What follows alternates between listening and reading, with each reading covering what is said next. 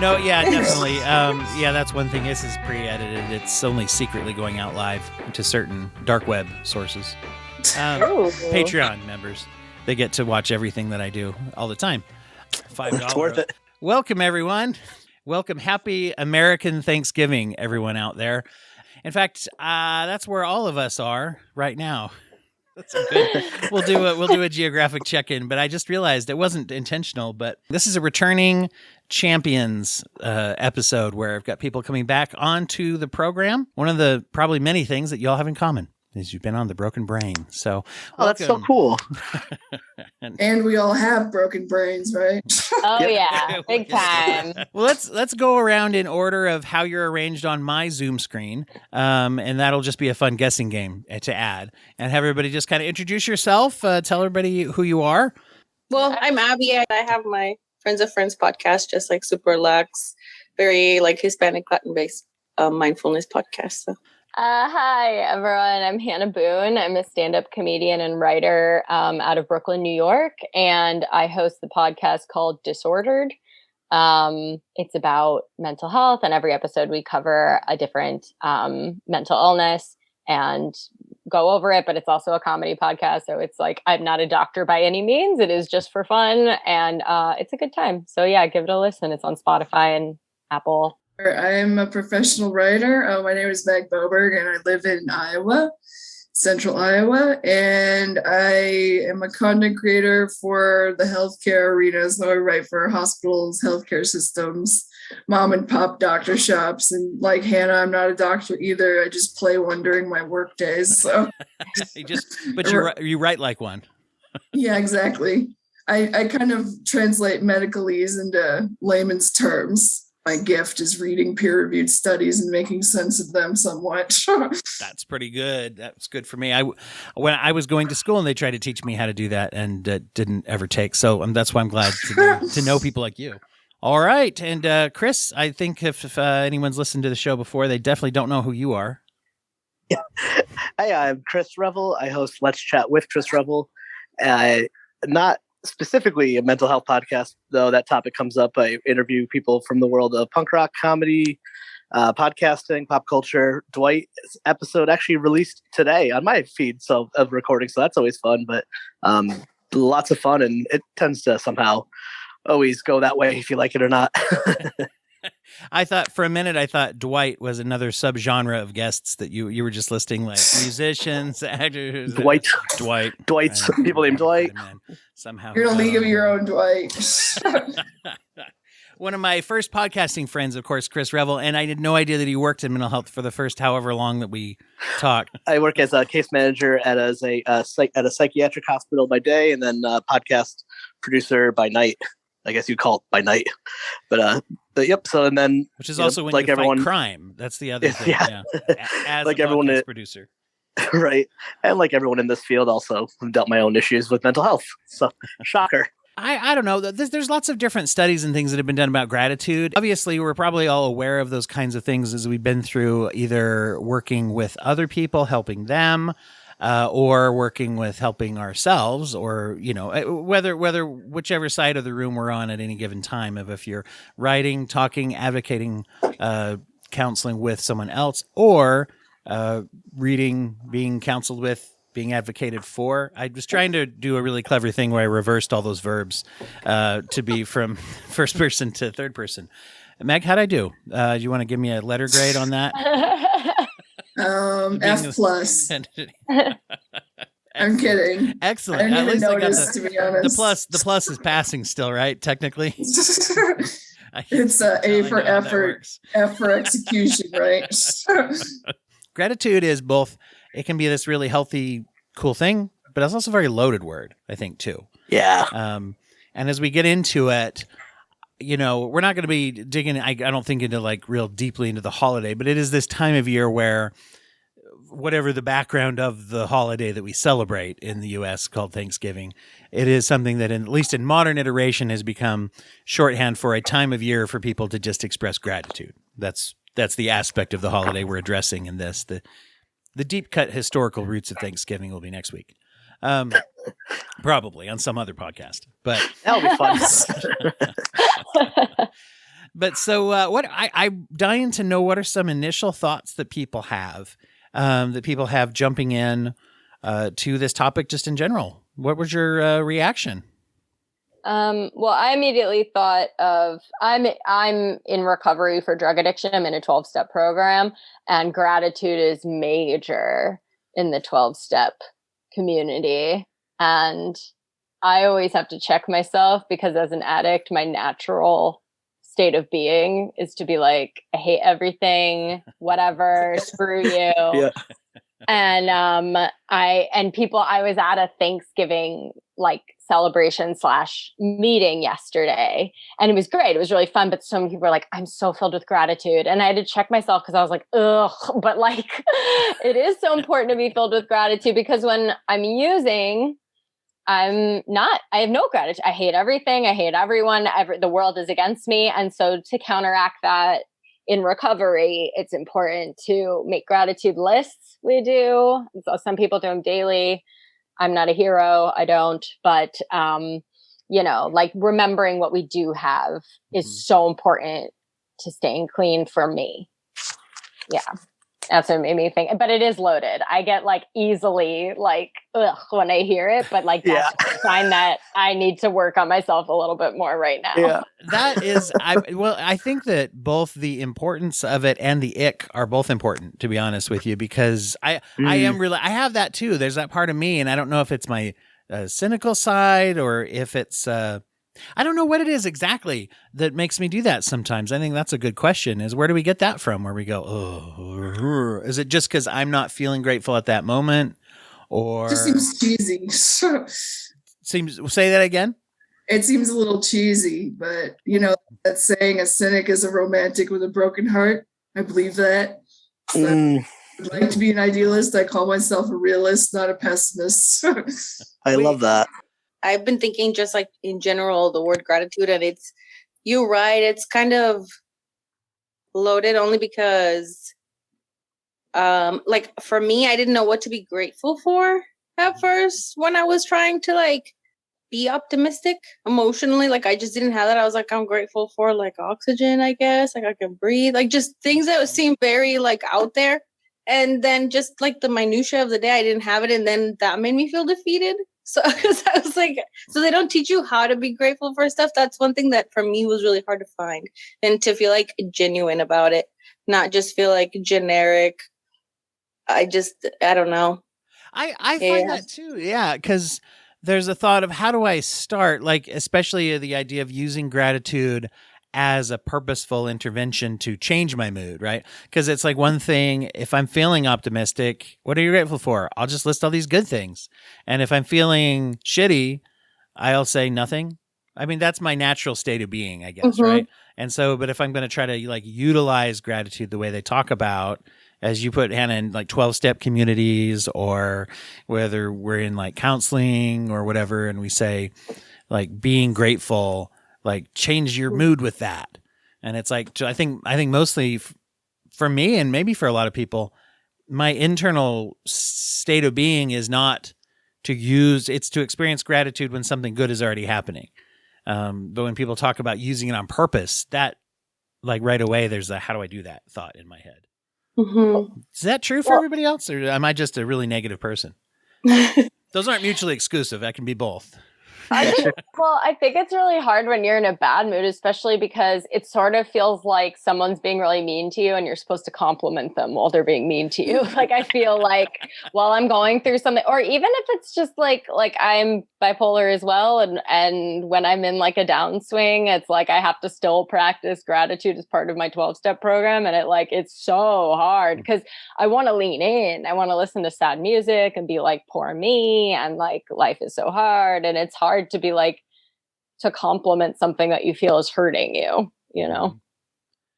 Does it mean that so then it begs the question of, do I have to sort of lean into, we've used the word optimistic a couple times here, I think already, right? Do I have to be optimistic at the same time as being grateful? Is there room for acceptance of the sad feelings and still being grateful? Like, that's complicated. That can get complicated.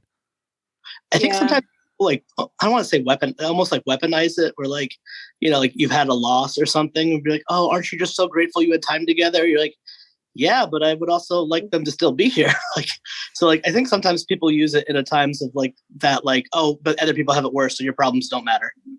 And that always really, Yeah. I know that comes up a lot. I have said this oftentimes on the show, but if something comforts us internally, then it comforts us. If it doesn't comfort us and someone else throws it at us, it's not as comforting. That's what I think of when you say like weaponized. If someone's like, well, hey, everything happens for a reason. Yeah. And it's like, especially when they make that noise at the end of the sentence. Exactly. Yeah, like, that's the worst sound. We talked about it on an episode we did recently about like my PTSD and stuff. And like, so like for the recap, my wife had a really traumatic birth. Thankfully she lived, but she almost died. And my daughter was in the NICU, and it's a really hard experience. And sometimes I'll tell people the story, like start to tell like a little bit of that story you get. But look what she got at the end, and I bet she wouldn't change anything. And I'm always like, that's kind of fucked up, because I would very much like for that not to have happened. Yeah. I mean, I think that's what it is too, is like, absolutely. It's like the weaponizing and like toxic positivity. And I associate that with the word gratitude. And then it's also like, I think very black and white, and it's something I'm working on, but I think very like good or bad, wrong or right. And so when someone says have gratitude or like be grateful, you're like, that was a really good point, Dwight, is I associate it with, oh, so I'm just supposed to be happy, but like, maybe not. Maybe I can be sad and be like Abby said, like, I'm grateful I'm breathing. Like, like it can be both, maybe. Although some people don't feel grateful for that. So I don't know. Yeah, you can like really reach, because like, I mean, in terms of just a lot of people's year, like a lot of people rated for like anxiety, depression, and like what things could we hang on to? We were all really kind of like in a big sort of hole socially, everything. And even in that, like just being grateful for the fact that, hopefully that if you did experience COVID, like there's like a line where like you're saying it could be toxic, but it could be to reframe, like, I'm thankful I get to spend time with my family, not versus just putting that like, oh, well, aren't you glad you're not sick anymore? Because that's almost like, well, I guess like I couldn't control that. But what you could control is like spending time more with the family. I could prioritize those things. I could prioritize, these things better because I had a scare, or I did lose a family member. And now I want to, like, I guess in the positive where you can't really feel negative or bias against that thing. It's like just a healthy move for you. Whether even you have family or, whatever, it's just like, I'm thankful for the fact that I'm processing this in this way. Like those are the things that I learned to be grateful for, because I am super pessimistic and like negative at myself. And I just had to like do it off of like a very bland checklist. And so it's just, I guess, what's meaningful to you, your values.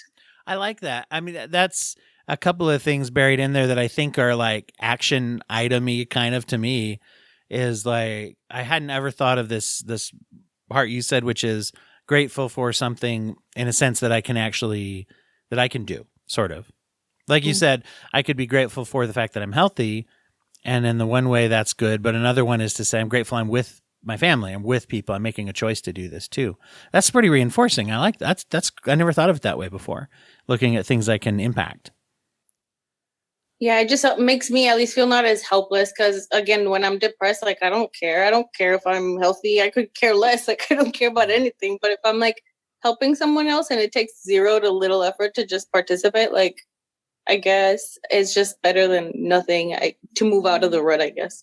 And without feeling guilty, because a lot of other things, because they're actionable, you might feel like, oh, I didn't get to do that or whatever. But just being in a room with your family or with friends or just like virtually now, that's meaningful to me and is still important. And I'm getting stuff done without it feeling like so much pressure that I let myself down. It's like, I guess gratitude is also to your own expectations, like realistically too. Well, it's like allowing you to be you is part of what you're saying too. And I think that's where it becomes the opposite of the toxic, like a toxic positivity we're talking about is like as prescribed by others. Whereas more positivity that's healthy for us is like, what am I actually grateful for? Like there's an honesty to it of saying I can be grateful for like what I'm grateful for. Yeah, like when you get down to it and you say like, am I grateful just that I'm not sick, or that I'm not as sick as I was, or that I have shoes, or that or whatever. I mean, I know that we can get pretty down to it, but it's like, it has to be paired with that, what's natural and like honest and authentic for me. Is it like, wow, I have this so much better? Cause I mean, once again, kind of as we said on the beginning, this is timed up with the U.S. Thanksgiving. I think just about all of us, I don't want to speak for everyone in America. No, I do. No, I'm just kidding. But I want to say that, most of us in a first world nation, most of us have a lot of things that there are many, many, many, like the majority of people who've ever lived on the earth never will have, never had. Right. And so that's cool. At the same time, does that actually get me through today to change from a depressed, anxious state of being?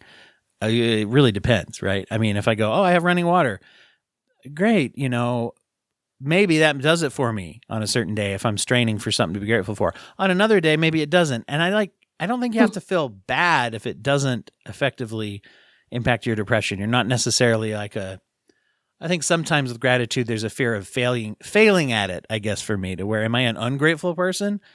Now I feel bad about that. So. Yeah. Well, there's also like, and this is, I think my interpretation is when I don't like the word gratitude is when I'm like, if I'm in a depressed state, it's not because I'm ungrateful. And so like, I feel I almost take the word grateful or gratitude as like an accusation at myself. I'm like, no, I'm grateful. Like it's not a lack of gratitude that has me feeling down. Like I'm just feeling down about the state of the world, or it's chemical, or something happened. It's like, I am grateful for the running water. I just am also depressed also. Yeah. Yeah, exactly. So that's why it's hard sometimes, where I'm like, I don't know if it'll change my mood. I am like, if you took that away, I would be sad. I like it, It would be worse without it. Yeah. Now, right. Picturing a world without running water for me would be more depressing. So therefore, is it doing something? Yeah. That's interesting. They don't always intersect directly with each other in that way. And maybe, sometimes even internally we've accused ourselves, or maybe externally had people sometimes say, why are you you don't have any reason to be down. And so maybe we conflate it with those things because other people do, or the world does. Yeah, because I think it's also like, I don't know, my depressed days where I don't feel like I'm even, because there will be days where like vulnerably, like even as a parent, I'm like, my kids shouldn't even have like a parent that suffers this. Like it's so, terrible. Like you get really negative, and then I'm like, later on, I could think of that moment and go, well, I guess it'll give them resilience and like understanding themselves. And, it educated me, and I'm learning as I go. Like, it's just, even all those things. That's why, at least for me, it's good to like write them down, or even my complaints, just to see like what around that I could see as impacting me positively. Because like you say, I like what Hannah said about like how it is like, oh no, it's not like I'm not grateful, because that was a lot of the guilt, at least in like a Hispanic home, where it's like you're just whining about something right now and you're just being so annoying. And it was like, no, it's not that. And I didn't understand that until later.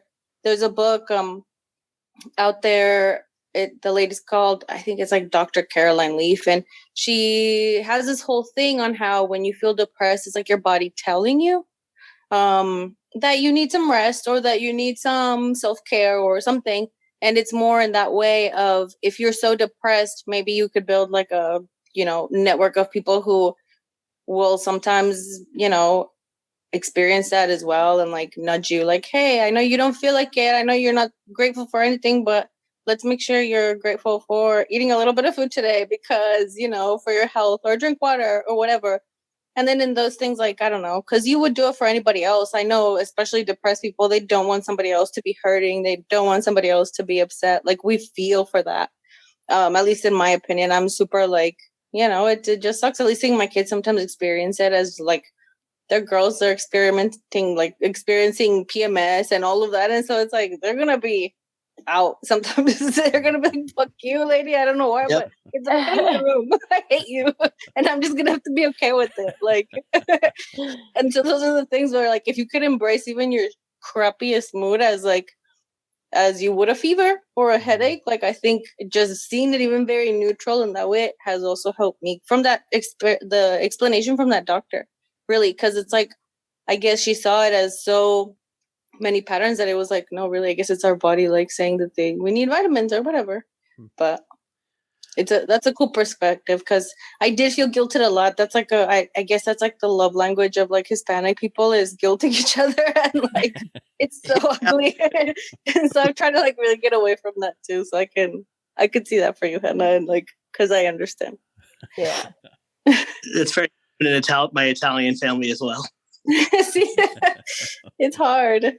I feel like it's a bit heavily traded on thing, is the guilt of our own feelings sometimes, our own emotions. A lot of times it's interesting because the word that came in my mind too while you were talking was acceptance. And it's funny because as we're talking about it, I think gratitude, I mean, it kind of has an added judgment of being glad for something, but at the same time, acceptance is a huge part of therapy and recovery, is to say, I accept what's happening to me, accept it on its own terms, accepting reality on reality's terms. And I never thought about how closely associated that is maybe to gratitude. Am I putting too much pressure on myself in my gratitude for something to just be glad that it's happening instead of acceptance? Is acceptance a bigger part of gratitude than I thought? Maybe it is. I don't know. I'm just thinking about that as you're saying it. Yeah, maybe gratitude is just not fighting a situation. Mm-hmm. Maybe it's just because it's like understanding. Yeah, sort of like, I don't know, like instead of having an altercation with what's happening, just be like, okay, I accept you. You're in my life. And like, maybe that's gratitude sometimes too. I actually never thought about that. Yeah, I had a therapist tell me, which I really live by this, is that for him, gratitude is a cognitive reframe of changing your mind to I have to I get to. So like, instead of I have to wake up in the morning, drive to work and fight traffic and blah, blah, blah, I get to wake up in the morning and drive to work and fight traffic and blah, blah, blah. And that's been really helpful for me too. Like sometimes just being like grateful for like, I should be dead by now and I'm not. That's awesome. Like, but like, yeah. But you still get to be pissed and complain and have fun, but it's that change of like, I'm lucky. He's like the luxury of even having the anger of like, I am still lucky to have, especially, I mean, I don't know about you all, but like I kept my job working in office throughout the entire pandemic, which had its own stressors to it, but I was very lucky I didn't get laid off like a lot of people. So that was that mixture of like still being pissed off that I have to come in, but grateful that I get to come in. Yeah, I get that too. I worked throughout the pandemic. I still have the same job, and I was living in Los Angeles at the time when COVID started, and Los Angeles was really an epicenter. It's very densely populated. Tons of people were getting it, so we were all scared and all locked up in our houses. And I was like, the walls are caving in on me. I'm so depressed. I'm so burned out. Gone are all the bonuses from work, stuff like that. But then I thought, I saw my friends, a lot of whom are gig workers, meaning they bounce from like bartending jobs or catering or acting gigs. So I saw a lot of them suffering way worse than I was, not having a job, not having an income, parents who are working from home. I kudos to all you who did that, because I can't imagine the stress of having tiny humans around while I'm trying to work. And having them learn remotely. Like, yeah, I was really grateful that I kept my job, and also all my siblings kept their jobs. My dad did, so we were really lucky in that sense. It's interesting when you do like look at it in those terms of kind of accepting it, kind of saying this is part of my life, but then while you were talking, Chris, one of the thoughts that popped in my head was the thought, I don't know why, but when you're saying I get to and I have to, the phrase that popped in my head was, I have to get a colonoscopy. I don't actually. I'm not scheduled for one. I don't know why that popped in my head, but just because that was one of the worst things I could think of in that one moment. I'm sure there's lots of worse things than that. But to say I get to have a colonoscopy, I thought would be a fun thing to say. So there we go.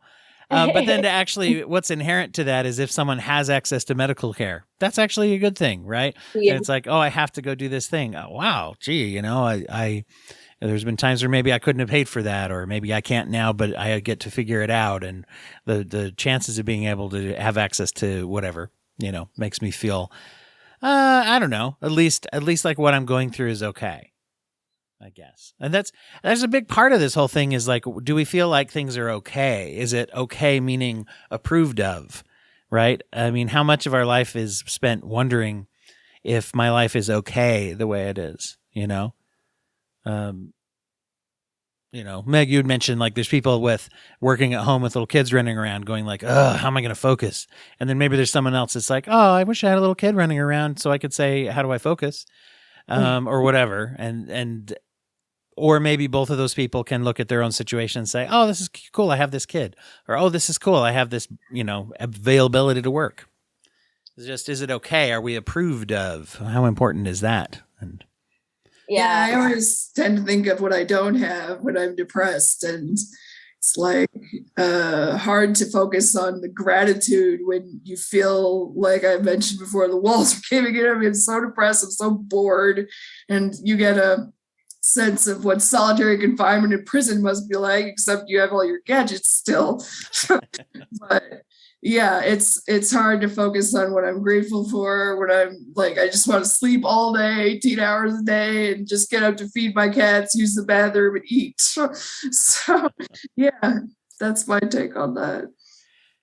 Joe, you feel like there's been a huge collective trauma with this whole pandemic thing that we're not really addressing as a people. I mean us addressing, but 100%. Yeah, people just walking around with a lot of trauma now. Yeah, I don't know. I always said I had the best case scenario, and it still sucked. Yeah. Yes. Yeah, I still know people who are not like doing stuff indoors, or like anyone I know in my life who's using COVID is the reason they're not doing anything. And it's like, I think that's what you think it is, but it's definitely deeper because, like I have friends and family members like that still, like I haven't seen, or they won't do this or they won't do that. And like, oh, it's COVID. I'm like, I think it's agoraphobia, but COVID is acceptable to say out loud. Mm-hmm. Well, people are still shy about saying like, oh, I'm experiencing trauma symptoms, or maybe just not even aware. Like, I think people maybe are aware of those terms as applied to other people. Mm-hmm. But, getting to gratitude, is there the gratitude that I often push, which is the downside of maybe having psychological health issues is, the downsides are obvious, but the upside is sometimes you are quicker to catch that something's going on with you. Because we've all had to learn, maybe at a high price tag, that if I don't pay attention to my stuff, something bad's going to happen pretty soon. Mm-hmm. Maybe someone else hasn't had that. Mm-hmm. Couple times. Definitely. Yeah, I have to be like, it's funny you say that because I was thinking a few things about what you said is like, first of all, yes, I think we're all rushing back to work because that's like the main value in America is like, and I even expect, I so naively, like in my like mental health little bubble was like, oh, we'll probably get another like year to like, just like for our mental health. And it's like, of course not. Why would that happen? Why would we do that? Why would we do that? And so, yeah, a lot of us are suffering with new or exacerbated afflictions because of what happened and is happening. And I think that like we're all, and I have such a habit of focusing also. I'm like I always thought of myself as career driven, but in fact, it was this unhealthy way I made my career my identity. And I have decided I had a really bad lapse in mental health recently and had to take time off my career, but I didn't delete social media. So I'm like on social media looking at what everyone else has. I mean, the enemy of gratitude is Instagram. Yep. I swear. It's It's just a scourge to society is what I call social media. And it's awful. They need to have that pop up. It's a very early adopter, so I've been on it for a long time. Mm-hmm. Mm-hmm. And like I can use it for good. Like I can post the things I need to post, and like it can be really nice, but I don't use it for good. I look at it and I scroll and I scroll and I scroll, and I'm like, I have nothing, and this person's on a beach vacation and they're famous now, and like I'm just like, and it's like, what? That has nothing to do with me. And also, nobody posts the bad. I mean, rarely do you see someone post something bad that's happening on social media. It is a very manicured sort of thing. And even if they do, right? Even if they do, it's from a position of power somewhat, right? Because even if we post something like, hey, this happened, I'm being so vulnerable. It's like, well, I mean, I'm maybe I'm being more vulnerable than I have to be, but I'm still controlling what I put out there, right? Mm-hmm. Mm-hmm. And like you say, most people don't necessarily even do that, but sometimes that even is like, wow, they're even doing a relapse better than I do. Yeah. Yep. Theirs is witty. Yeah, right.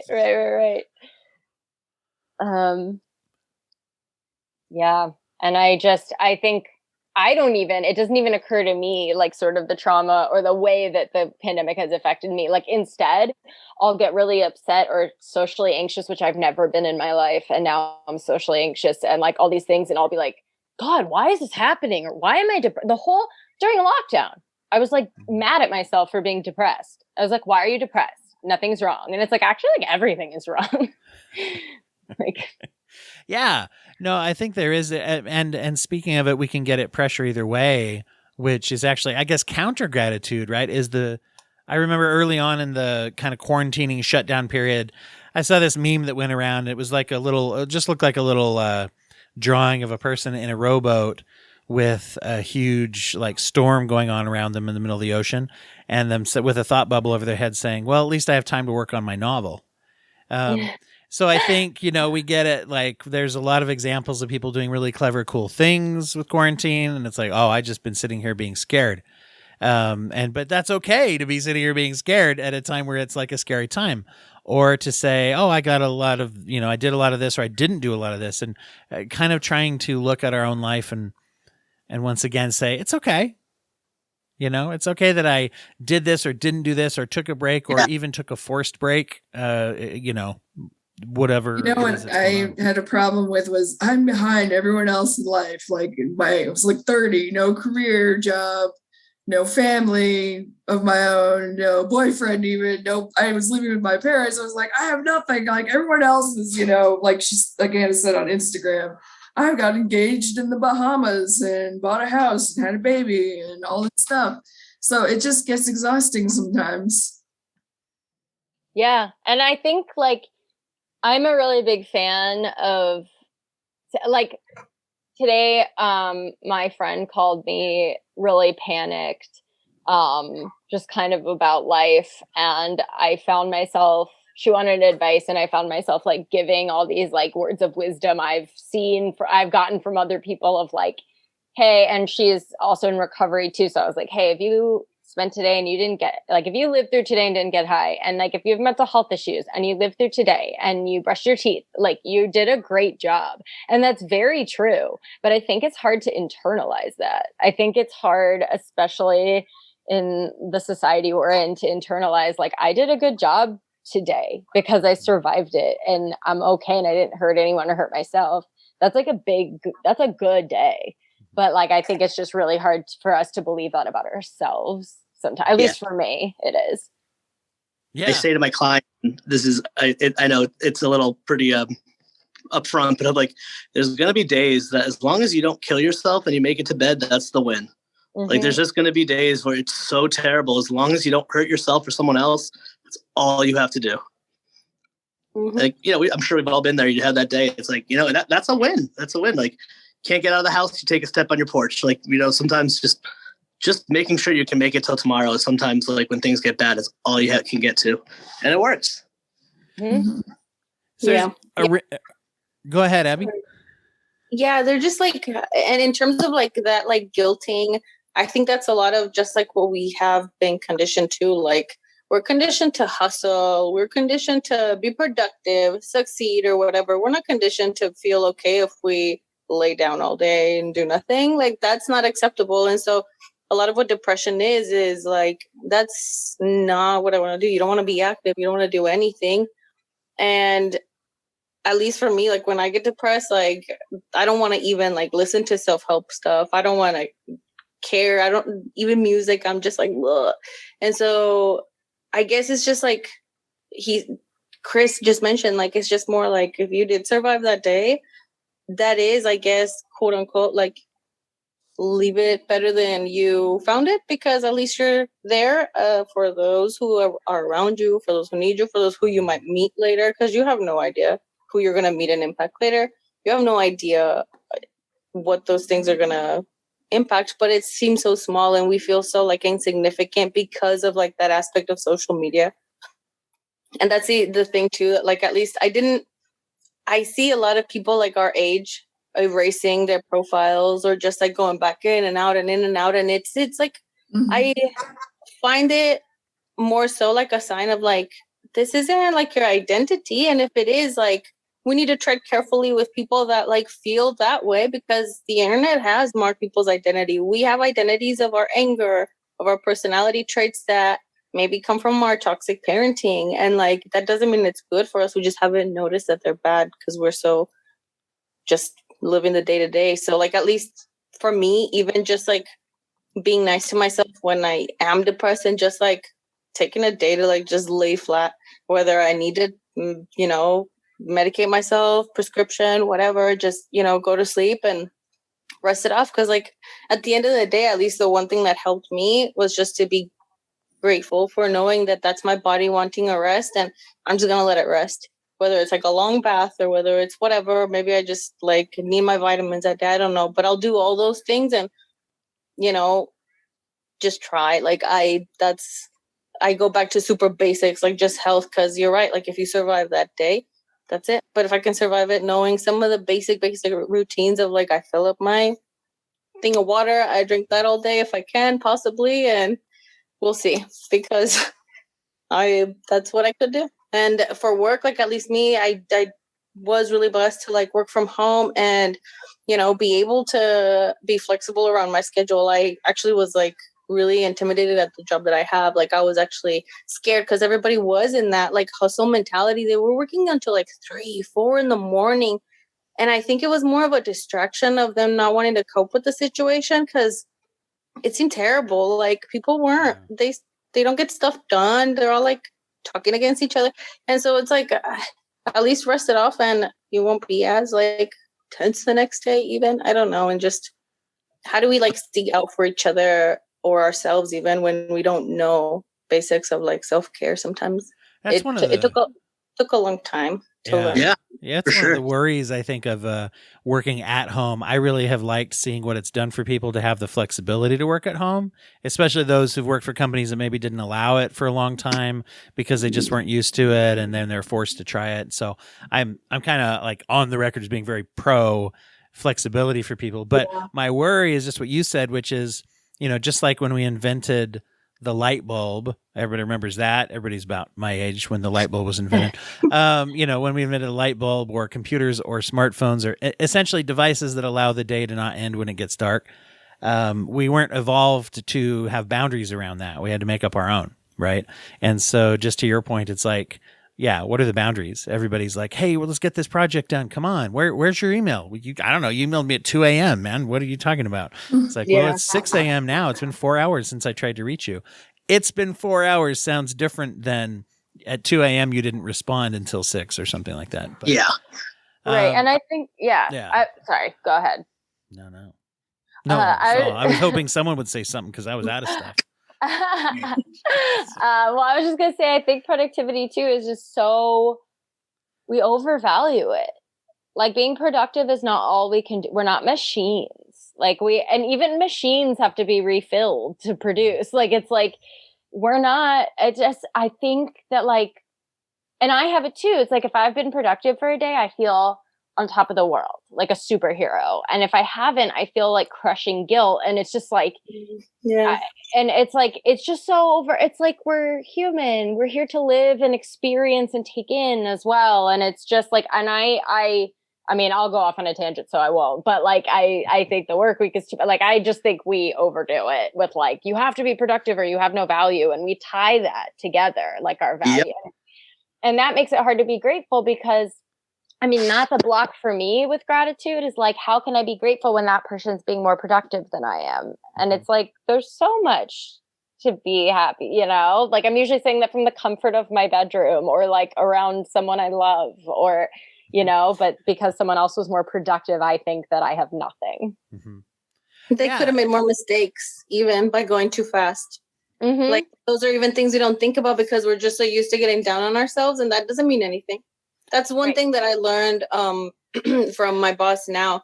I didn't realize it, but I was constantly like comparing myself to my peers. And one day she was just like, actually, like, out of, you know, different people that I've talked to, it's really easy to give you feedback because, like, you know, it's easy to just tell you where you're wrong and where you're right. And I'm like, cool, that's great feedback. But in my mind, I'm like, well, yeah, lady, I talk so much shit to myself. What you're saying is like not even insulting at all. Like you're saying, like, you're singing to me. Thank you for still paying me. I will go do that. Like, this is fine. It's like, it's like so crazy because to ourselves, we're shit. But we don't realize how we stand out to somebody around us. And maybe it's a good conversation to have. Like, hey, dude, whether it's awkward or not, but like to a friend, hey, like, is there something cool you see about me? I've told my kids, like, look, this is stuff that I appreciate about you guys. When you guys are open, honest, creative, silly, like, those are things you should hone for yourself. Because if people don't like you for those things, those aren't the people you want to be around with. And the people who love those good, natural, happy feelings about you, or even when you're sad and when you're mad and they still respect you, like, those are the people that are there where they don't care. Like, they know that you love them anyway. You're just having a bad day. And that's fine too. But I don't think we surround ourselves with people like that. I think we still accept a lot of the toxicity, thinking that maybe there's that like meme out there, like people go to therapy to deal with their negative people around them. And I think it's like, we should rechange that to just like basically learning about ourselves. And like, for me, it's super easy. Like, I just need respect from people. And when I don't get it, I become like super HR and like send emails, and that's all. Like, that's my boundary. I send you to like 4th level support and you get archived. Well, boundaries, it's an interesting thing when you say like setting a boundary. A boundary is another thing to be grateful. You know, we don't often say, oh, I'm really grateful that I've gotten better at setting boundaries. We usually just mourn the fact that we have to have them. Right. That's true. Yeah. Oh, yeah. I had a big experience. I've always had horrible boundaries, and I'm a big pushover. Like, I'll let people do whatever they want. And I recently, like a couple of months ago, started having some boundaries and saying no to people. And I lost like half my friends. Like, half of them were like, I don't want to be your friend anymore. And I was so in despair. Like, I was so sad and so angry. But I am starting to be like, wait, that's kind of good, because that means these were people used to me saying yes to them all the time. And it's probably better that I am surrounded now by people who accept when I say I can't do that today or not right now. Yeah. If you want somebody to like see you for what you want to do, that's important. Those are the people that are going to listen to if you consent. If you don't, then they'll compromise with you. Like, it's in those things I learned super late, and my kids are teenagers, and at their school right now, like with TikTok, everybody was stealing stuff. I don't know if you guys heard about that trend where everybody was like stealing. Yes, that hit around here too. We had some kids who stole the mirrors out of the bathrooms. Yeah, there's like I can't remember the name of it. There's a hashtag for it. It's like hashtag be a dumbass or something like that. It's not that. It's no, but it's like, they challenge. They have like challenges to steal or vandalize or even assault somebody. Yeah, that was a myth. That never happened. No one ever assaulted anybody? Is that what you said? No, that was like the media not understanding TikTok and making it a thing that like hit a teacher thing. That was all media hype. Okay, that one good. Okay, because they were stealing stuff. I know that there was like missing stuff at the kids' school when I went to their bathroom, but it's just very interesting because that group think, like, for whoever has snapped out of that group think or being brainwashed by that, like, that's something to be grateful for, because I know for sure I don't want my kids to be doing that. And I know my kids have been wild enough to do the cinnamon challenge, to do little things like that. And I'm like, no, don't, no, because there's so many hashtags out there that you should not follow. And so it's in all those things where it's like, I'm grateful for, the times where they're like, no, that's stupid. Because I'm like, whew. Yes. I need to find that. Well, right, because even if they're doing like get them doing like that one where everybody sings that Mika song, just different, and or tones or whatever, or some other silly The thing. milk crate challenge. The milk. Oh yeah. Is that the one where they climb up on top of a bunch of milk crates or something? Rickety milk crates. Yeah, I saw one where a guy did a gender reveal at the same time. Cloud of pink smoke goes up when he's falling off the milk crate. Silly. Well, and you know what's funny is that's actually something for me where sometimes the silliness is actually a form of gratitude, because anyone who knows me, I like anything that makes me laugh or anything that's silly. And so, and sometimes we roll our eyes at that and say, well, that's dumb, right? Instead of like somebody did a thing and it's dumb.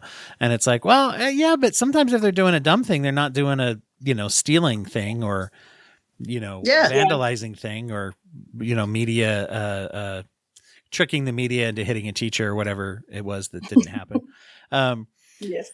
But, so even some of those things that we would think of as silly, I saw somebody kind of do this, and I've really, as I tend to do, run with it with my own kind of crazy ADHD-ness, but talk about like if you think about all the things that you could do in life, okay, all the things, especially as a coping mechanism for life or anxiety or whatever, and if you put them all on a ranking of most healthy to least healthy, okay, that was what they said. They about stopped there, and then I took it further and said, okay, let's think of all the behaviors of all humans. If the least healthy thing in the world, as we kind of referenced earlier, is if I'm in a really dark place and I end my life, that would be like the ultimate unhealthy. For me, that's like bottom of the list. We don't have any real evidence of anything that would go much lower than that, I think. So let's just say that, because you're not in the game anymore if you do that. That's at least near worst. Now, the tricky thing for me is that, basically if you say that's the worst and that's the least healthy, anything above that is healthier than that. And so there's reasons to be grateful if I didn't do that, as we said before. Then also, though, you think about that all the way up to the top, and this is the really interesting thing as a human being. There is no top. Like if we were all say, let's poll 1,000 people, and that's what we're going to do for our next episode. Poll 1,000 people and ask all of them, what is the one most healthy coping skill in humanity that you could do to deal with your problems? We would get, I think we'd get 1,000 different answers, and maybe more, because a couple of people would go, I don't know, here's a couple different ones, right? There's no healthiest. There's no automatic top. We all know the bottom, but what's the top? And so we have to work a little harder to think about that and say, what is healthiest? Is there really a healthiest? When you're at the top, the only way to go is down, Dwight. So that's why I'd stay away from it. No. But it's like, that's why I've yet to peak in life. It's like, so I think of that as like, that's options, right? I mean, there's so many options that are actually good and healthy. And if you wanted to put them and say, I know what my unhealthy ones are, for me, it's like, instead of just a single list going up to the most healthy, it kind of is more of a branching thing. If we look at our unhealthy things, and even amongst my unhealthy coping skills, there's still something to be grateful for. Because if I'm doing an unhealthy way of dealing with my life, it's not as bad as the one under it. Is that, I don't know if that makes sense to everybody. Sounds like harm. What? That sounds like harm reduction. I support it. Oh, nice. Yeah, that's good. That's kind of like, it reminds me. Oops, sorry. If you quit using heroin, but then you just smoke pot, good. Right. Yeah. Might or might not be the destination, but what's that? Yeah, I just when I quit drugs, I got really into candy for a while, and I didn't love it, but I was also like, hey, you know what? It's a lot better, Yep. It's a lot better.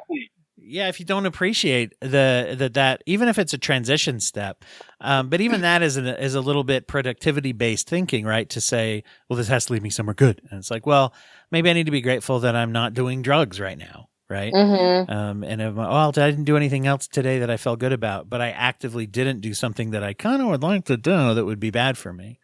Yeah. Say kind of would like to do. That's just a description of addiction for everyone out there. Kind of. Take it or leave it.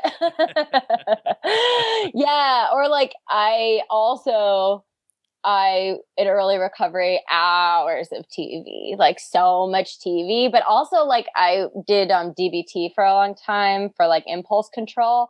And I used to like arguments over the phone, like especially with a partner, like texting or whatever. And instead of sending like a 3-paragraph text, I would not send the text. And maybe I'd watch hours of TV and eat too much ice cream, but like it was better. It was better for my life. Yeah. Like, yeah. Yeah. So that's something I look at and say there's always something buried in there to be grateful for when we are aware of that kind of that list, right? Even if it's not exactly written out, on a wall with red thread and pins connecting it, like maybe I would do. There's some interesting things that are buried in here that we're saying that I never thought of really before this conversation with gratitude. I'm hearing us say self-care, self-acceptance, self-pride even, and we're doing. And those are interesting little subtypes of gratitude or sub headings. I don't know what to call them. Parts. Yeah, they're displays of gratitude, right? Like gratitude, I guess, doesn't have to be just words. It doesn't have to be like, well, I'm thankful for A, B, and C. It can be that, and that can be really useful. But I think, yeah, like self-care, taking care of yourself, it's showing yourself appreciation. And it can be, and I'm realizing this as I say it as well. But yeah, like taking a shower for me is like gratitude. It's like, okay, I care enough to be clean. And there's many days where I cannot make it to the shower, but when I do, I'm like, okay, like this is gratitude for what I have. Yeah. That for me reminds me, it's just more kind of how you build your day. Cause I didn't realize how routine also helps a lot. And that's something that I learned recently because like, I don't have the self-discipline to just go and like wash dishes every day. I just don't have it. I don't care about it. It's not my priority. But they will build up. And like at the end of the week, I'm just like, no, there's never a good time to do it. You just have to be like, this is the day. It's what it is. And so for me, it's been like now every Sunday in the afternoons. And I'm like, this is what it is. I'll play music. I'll do a whole thing. I'll make myself a drink or I'll, just relax and just be like, fine, this is what I have to do. And more so make it like we kind of do self-care a lot. And I've noticed this in like weird, like mom groups that I'm in on Facebook because I think it makes me a better parent, but I'm in there and most of the time it makes me feel a little just weird because a lot of self-care is around buying stuff, physical stuff, going out, nails, hair. And to me, it's like, it's cool if you can afford it. But like for those that you can't afford it, it's hard. One time I actually literally commented, like, for me, self-care is going on a walk with my kids and looking at the sunset. People literally were like, that's not self-care. You're not going alone. You're still sharing time and you still have to worry about them talking to you or whatever. You're not giving yourself like a loan. I was like, well, that to me built me as a person because I didn't have parents to talk to when I was a kid. I'm grateful for that. Like that helps me grow as a person.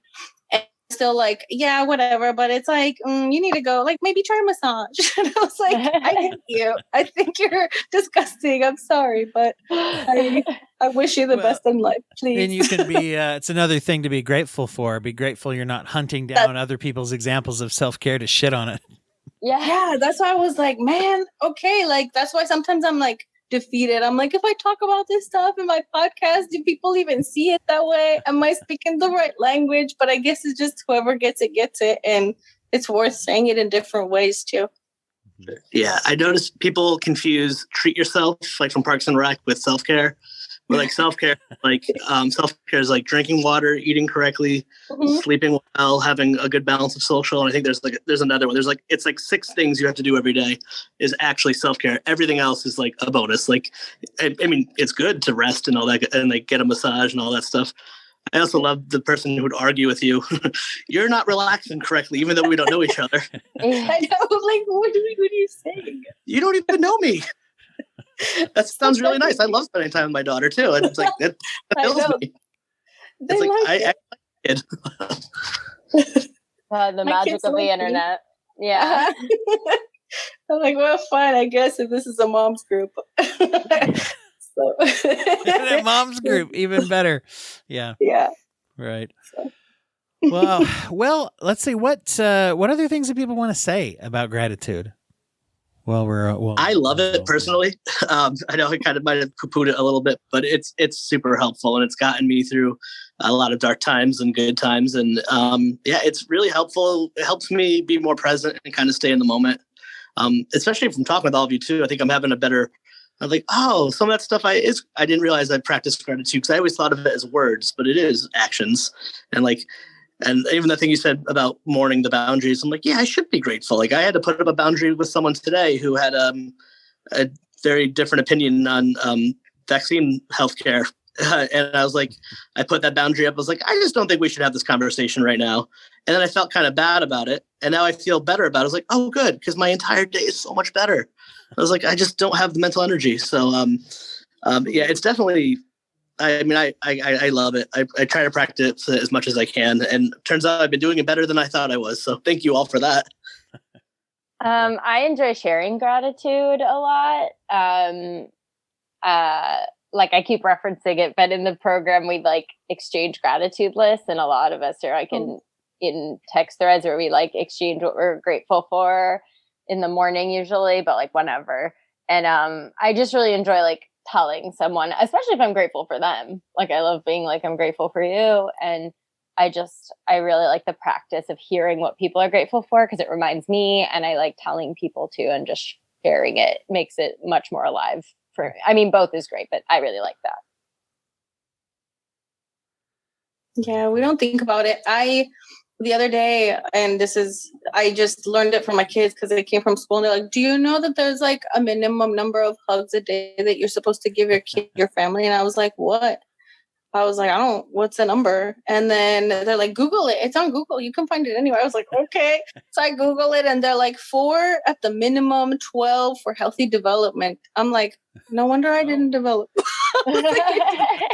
Wow.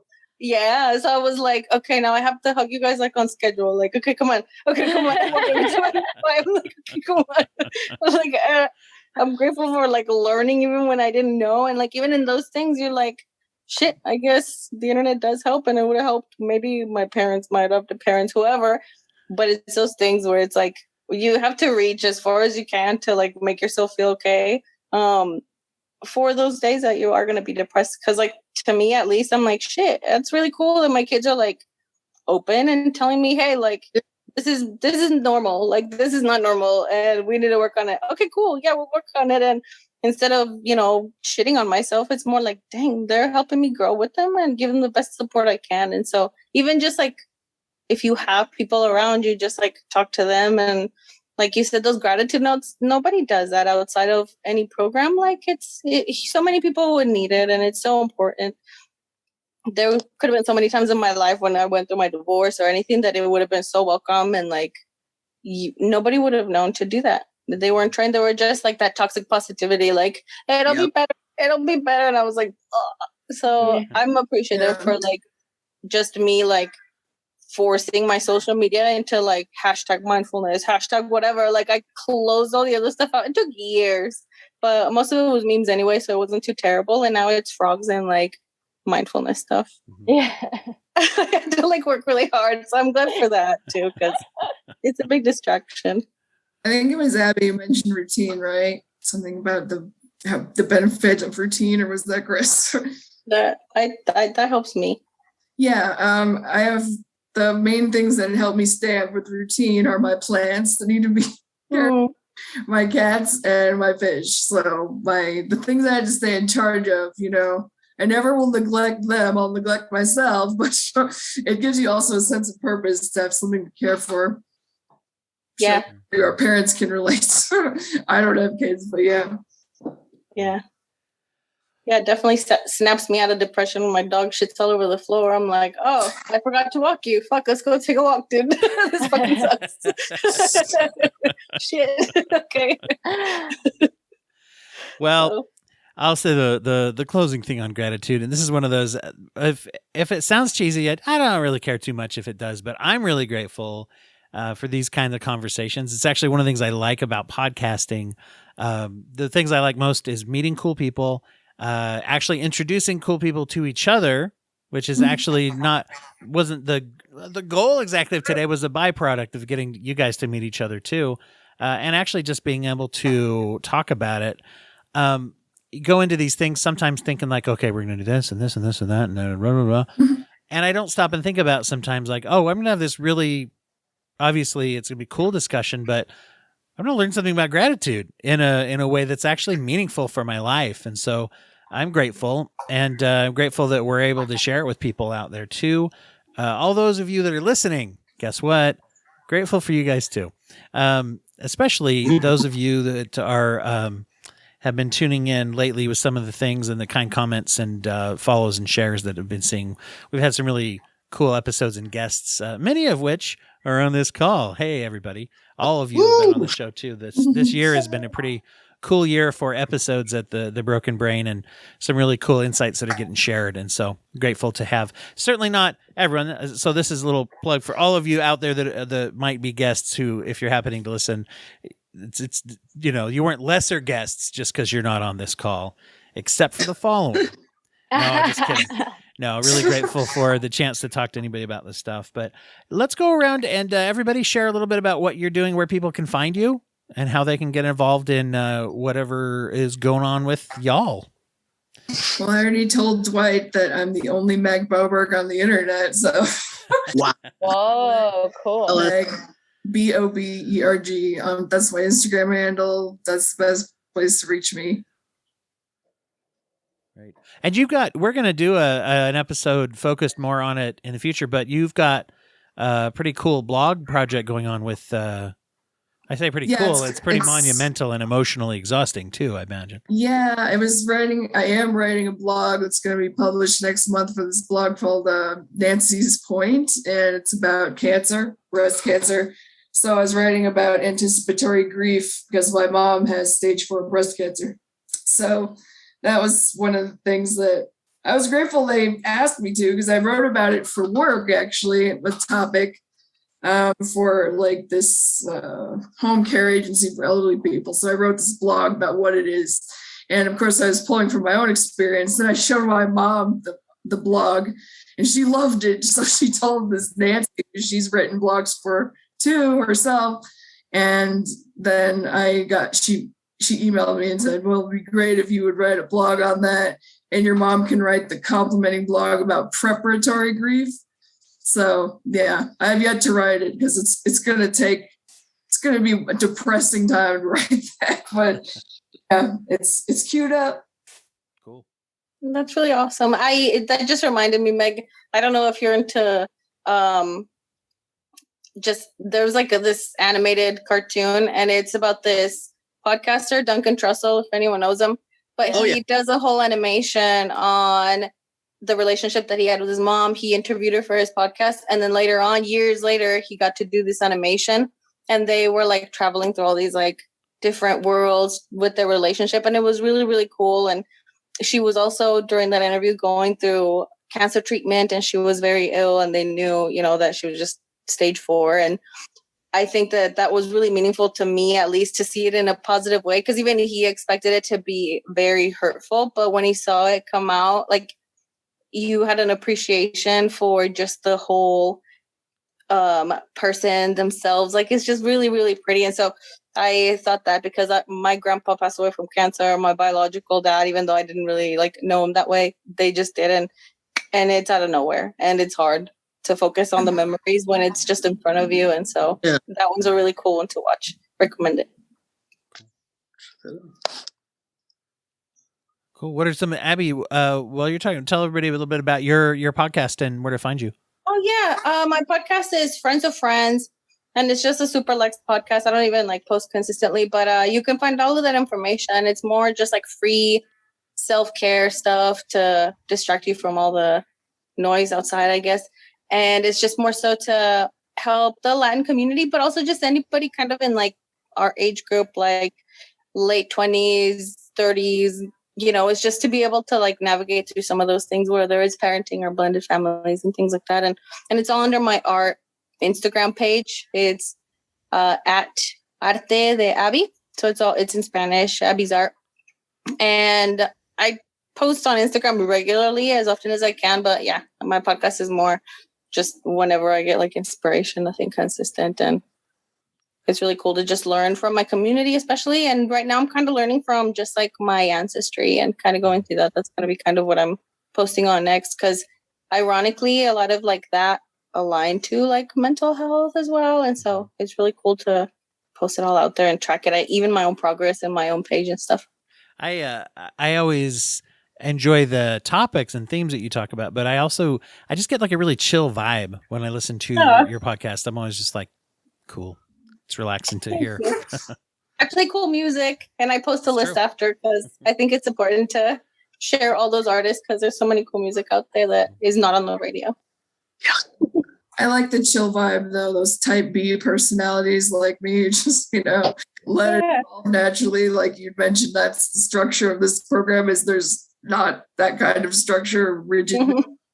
So I like that kind of podcast. Yeah. Thank you. But that's it from me. All right, Chris, and for those of you just listening to audio, Chris and Hannah are now doing rock, paper, scissors, like furiously. They're on like the 5th round. I'm gonna win. No, either one of you can. Yeah, I'll go. So you can find me on all the things, Facebook, Twitter, Instagram, at Let's Chat Podcast. We have a Facebook community for our podcast, Let's Chat with Chris Revill. Please join that. Keep the conversation going. Dwight and everyone's pretty active. We have a lot of fun there. You can support us on Patreon, where Dwight and I also make another podcast for both of our Patreons called Let's Chat Zeitgeist on my side. You have a different name for it. And it sounds I call it the Broken Chat because it's Let's Chat in the Broken Brain. So we're just 2 dudes who want to obsess over today's pop culture, and looks like we're going to be doing a lot more with that. And I'm really grateful for getting to meet all of you too. This has been a really bright spot in a gloomy Monday in Rhode Island. Same, except Iowa. Yikes. Okay, well, you can find me on Instagram and Twitter at Boone Comedy, Boone Comedy, and my website's boonecomedy.com. You can find stand-up and stuff I've written. I publish essays pretty regularly. And then my podcast, Disordered, you can find me on Twitter at DisorderedPod. And it's just if you search Disordered on Spotify or any of those lovely channels or whatever they're called, apps, it's on there. I did take a break for a couple months, but you can catch up. There's a ton of episodes and I'll be restarting again. It should be next month. That's awesome. All righty. Well, thanks everybody out there for listening, and we'll go ahead and I'll go ahead and say the fake goodbye where we pretend that we're all hanging up now. And before I check with everyone to make sure that they like the recording. That's just to show how much we love all you listeners, that we're letting you behind the curtain. Woo!